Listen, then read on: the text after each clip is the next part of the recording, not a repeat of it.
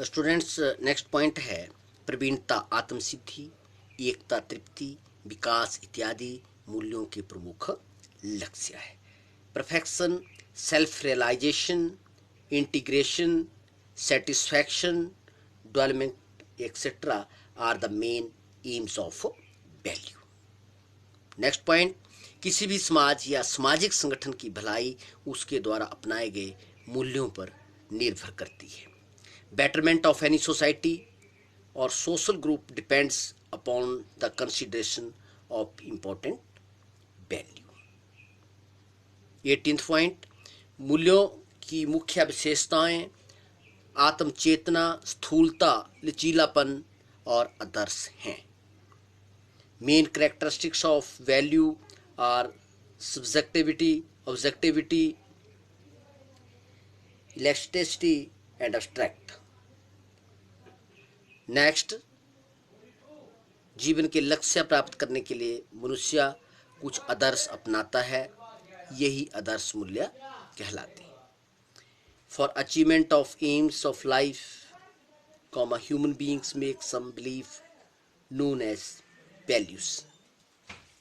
20th point, जीवित रहने के लिए मनुष्य को मूल्यों से सहायता प्राप्त होती है। Values are very helpful for the survival of human being. Next, मूल्यों के संयोग से ही मूल्य पद्धति बनती है।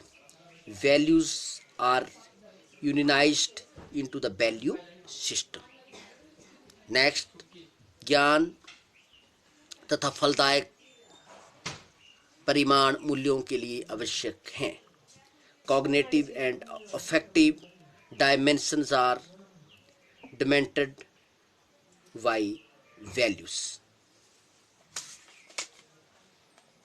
नेक्स्ट पॉइंट, सही तथा स्पष्ट के बारे में विचार प्रकट करना, स्थिति, भावनाएं, श्रेष्ठता इत्यादि मूल्यों के प्रतिनिधि के तौर पर कार्य करते हैं।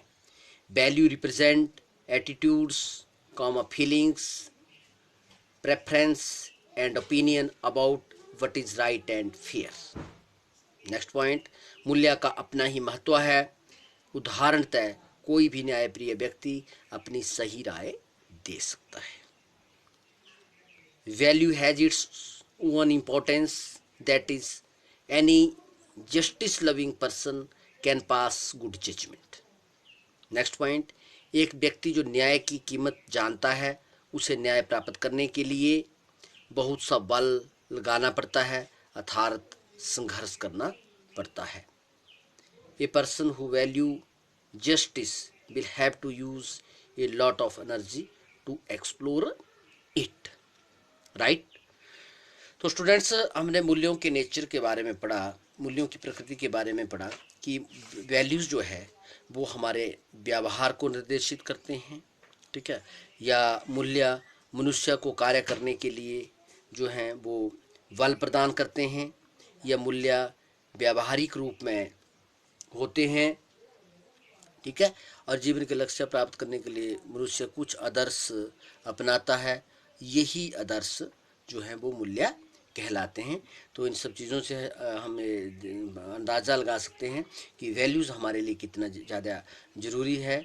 मूल्य हमारी दिशाओं को जो है हमें डायरेक्ट करते हैं, ठीक है, कि how should be walk on right direction, सही दिशा में हमने अपना किस तरह से हम लोगों को वो जो है वो वॉक करना है, ठीक है। और मूल्य और संस्कार हमारे लिए गाइडिंग फोर्सेस होती है, एक प्रकार की ऐसी गाइडिंग फोर्सेस है जो हमारा मार्गदर्शन करती है, ठीक है, एक प्रकार की इंस्ट्रक्शन फोर्सेस है, और एक प्रकार की जो है प्रेरणादायक ताकतें भी है, इंस्पिरेशनल जो फोर्सेस भी हम इनको कह सकते हैं, ठीक है। और हमारा जीवन मूल्यों के बिना अधूरा है, क्योंकि यही जो वैल्यूज़ होती है वो हम लोगों को हमेशा यूनाइट जो है वो रखती है। जैसे हम 5 यूनिवर्सल वैल्यूज़ के बारे में डिस्कस करेंगे, वैसे बहुत सारे वैल्यूज़ होते हैं, किसी के ऊपर दया करना, किसी की सेवा करना, कोई दान करना, ठीक है ना, ये सभी वैल्यूज़ का ही एक हिस्सा है।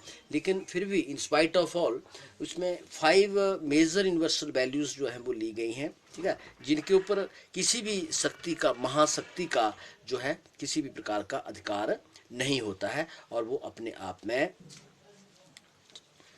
एक फ्री होती है, ठीक है। और जिस तरह से हम इस प्रकृति के बारे में हमने बात जो थी वो की, जैसे मूल्यों की मुख्य विशेषताओं में आत्मचेतना, स्थूलता, लचीलापन और आदर्श है, ठीक है। Main characteristics of values are subjectivity, objectivity, elasticity and abstract, ठीक है। और मूल्यों के संयोग से ही मूल्य पद्धति बनती है, ठीक है। जैसे कि values are unionised into value system, जैसे हमने कहा था कि सत्यम शिवम सुंदरम constitute the trinity of ultimate value, ठीक है। क्योंकि सत्यम शिवम सुंदरम वास्तविक वैल्यूज है, ठीक है। वो एक अल्टीमेट वैल्यू है, because nothing is beyond them, क्योंकि उनके परे कुछ भी नहीं है, ठीक है ना। जैसे हम मानते हैं कि God is all in all, हम मानते हैं कि भगवान सब कुछ है, वो क्यों सब कुछ है, क्योंकि उसके परे कुछ भी नहीं है। या हम मानते हैं कि डेथ इज द रियलिटी, ठीक है ना, and death is the ultimate value, क्यों, because nothing is beyond the death, क्योंकि मृत्यु से परे कुछ नहीं है। उसी तरह जो मूल्य जो है, जैसे सत्यम और सुंदरम जो है, वो मूल्यों की त्रिमूर्ति mean trinity, constitute the trinity of ultimate value, right.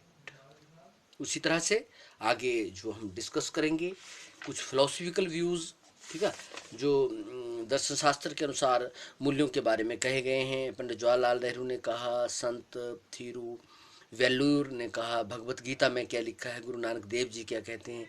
जैसे चलो हम थोड़ा भगवत गीता के बारे में बात करें तो भगवत गीता में लिखा है, mind has to be loosened from and engaged in acquiring sadgun virtues. A mind which has devi sampatti, means divine quality, has shanti, and these value make us introspective and correct our personality. Bhagavad Gita में लिखा है, मन को बुराइयों का साथ छोड़ देना चाहिए और अच्छे गुणों को प्राप्त करने में, यानी कि सद्गुणों को प्राप्त करने में लग जाना चाहिए।